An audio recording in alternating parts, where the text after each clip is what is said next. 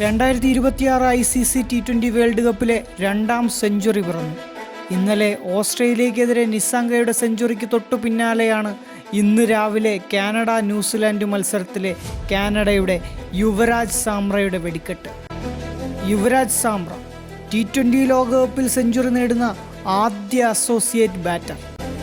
ഇന്ത്യയിൽ നിന്ന് കാനഡയിലേക്ക് കുടിയേറിയ ബൽജീത് സിംഗ് തൻ്റെ മകൻ്റെ പേര് കണ്ടെത്തുന്നത് നമ്മുടെ സ്വന്തം യുവിയിൽ നിന്നായിരുന്നു. ആ പയ്യനാണ് തൻ്റെ 19ാമത്തെ വയസ്സിൽ ഹെൻറി, ഡഫി, ജാമീസൺ അടങ്ങുന്ന ന്യൂസിലൻഡ് ബോളിംഗ് അറ്റാക്കിനെ തൂക്കി ലോകകപ്പിൽ സെഞ്ചുറി അടിച്ച് നിൽക്കുന്നത്. 11 ഫോറും 6 സിക്സും അടക്കം 170 സ്ട്രൈക്ക് റേറ്റിൽ 65 പന്തിൽ 110 റൺസാണ് സാംറ കിവികൾക്കെതിരെ അടിച്ചുകൂട്ടിയത്.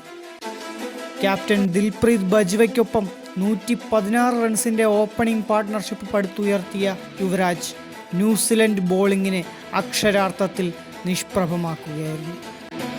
സാംറയുടെ സെഞ്ചുറിക്കരുത്തിൽ 20 ഓവറിൽ 4 വിക്കറ്റ് നഷ്ടത്തിൽ 173 റൺസാണ് കാനഡ നേടിയത്.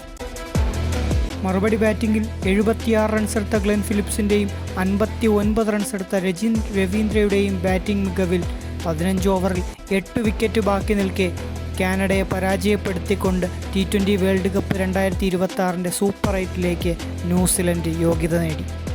അധികം പ്രസംഗിച്ച് ഞാനൊരു അധിക പ്രസംഗിയാകാൻ ഉദ്ദേശിക്കുന്നില്ല. വരട്ടെ, ധൃതിയുണ്ട്.